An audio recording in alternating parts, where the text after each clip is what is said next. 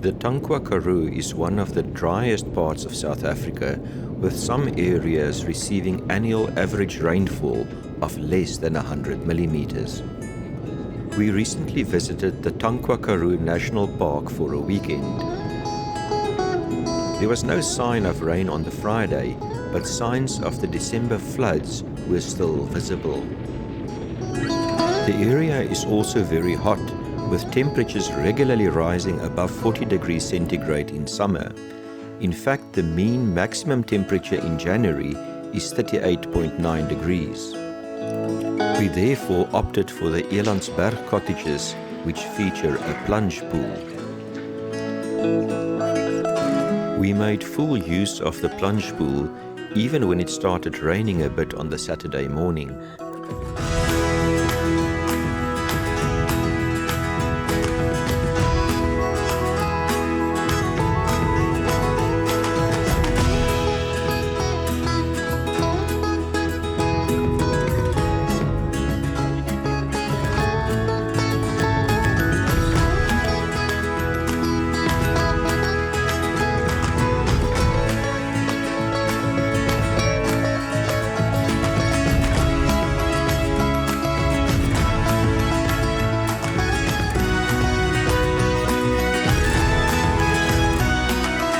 Cottages are very nice, well equipped and spread far enough apart that you are not overly aware of your neighbors.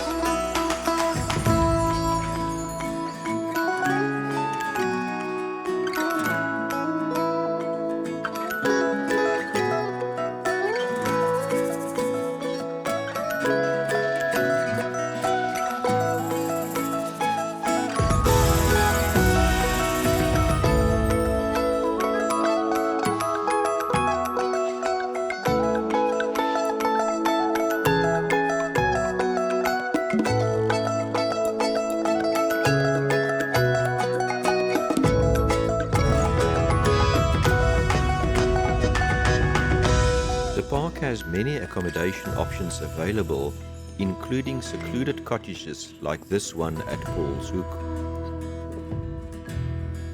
Camping options range from those where each stand has its own private bathroom and kitchenette to secluded campsites with absolutely no facilities.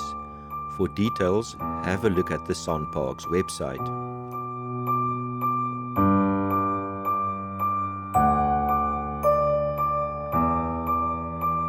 The park is not particularly game-rich and is certainly not a Big Five reserve, so you should not expect a Kruger National Park or Gannaga experience. Still, we saw mountain zebra, red hartebeest, steenbok, eland, springbok and gemsbok. Springbok rams can be distinguished from the females by the thicker bases of the horns. This is a ram, you can see it by the thick bases of the horns. Mind you can actually see the genitals as well.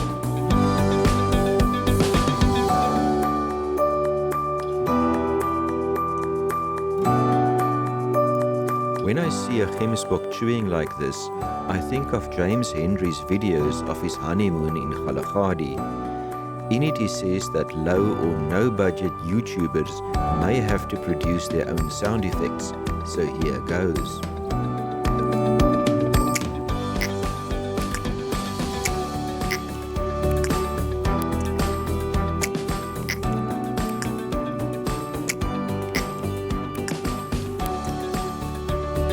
On the Saturday, we drove up the Gannaga Pass to the small village of Middelpos. Middelpos has a general dealer but no fuel.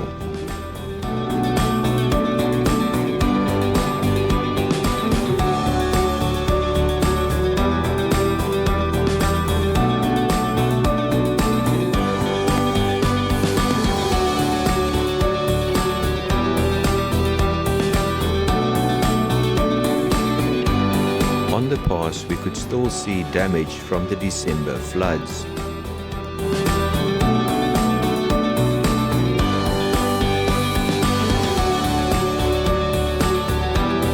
after visiting Middelbos and Sutherland, we drove down the Ouberg Pass back to the park.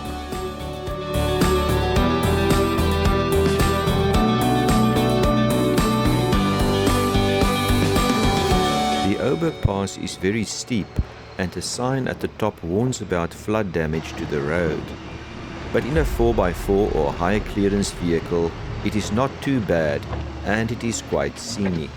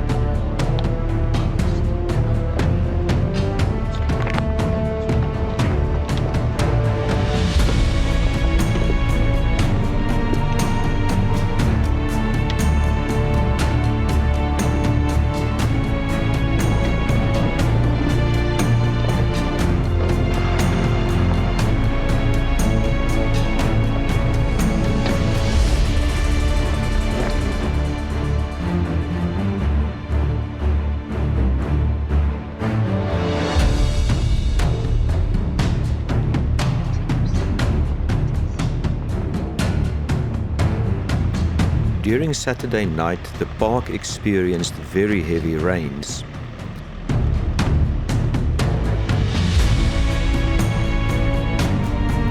On our way out on the Sunday, we encountered many areas where water had washed across the road during the night.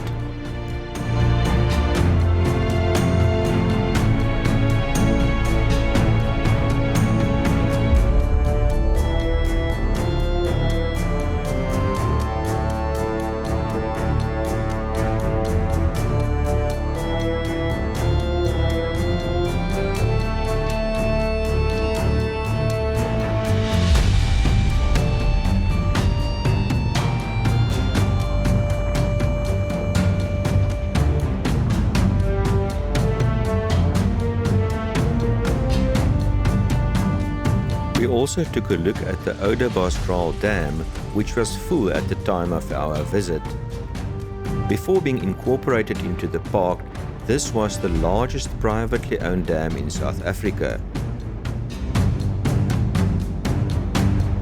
At this drift, we encountered a traveller coming in the opposite direction who told us that he had struggled for more than an hour to get through after getting stuck repeatedly.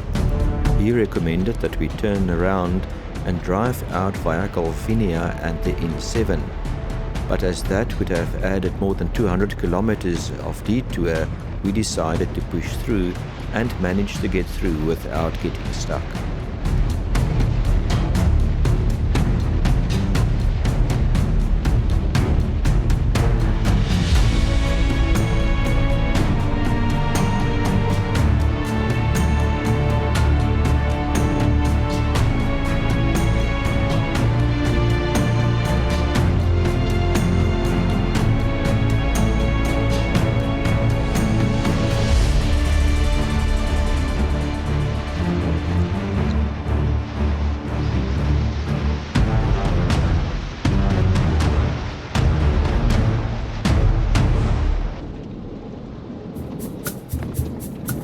The R355 between Ceres and Calvinia is South Africa's longest road without a town.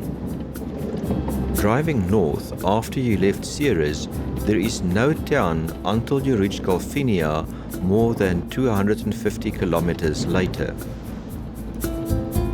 The road also has quite a reputation for sharp stones causing lots of punctures.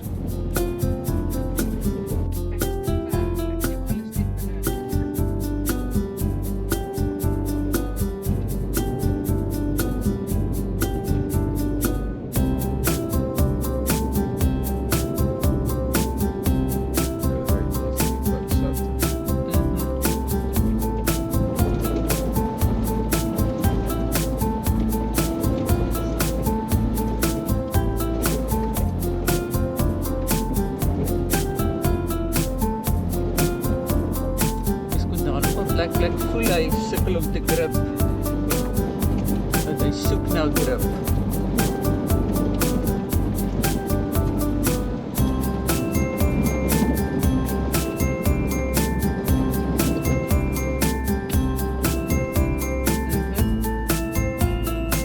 Ek wou sê, ek het 'n hele paar donkie spore gesien hier, sommer 3 karretjies.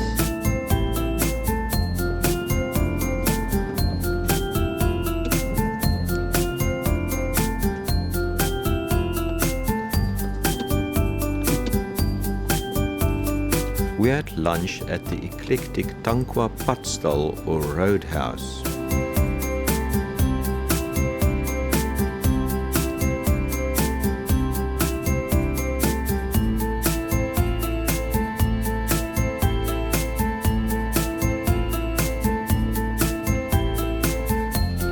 Here we also learned that the Oudebaaskraal Pass to Ceres was closed because of a landslide. So we diverted via Skittery Kloof, Katbakkies and op die berg.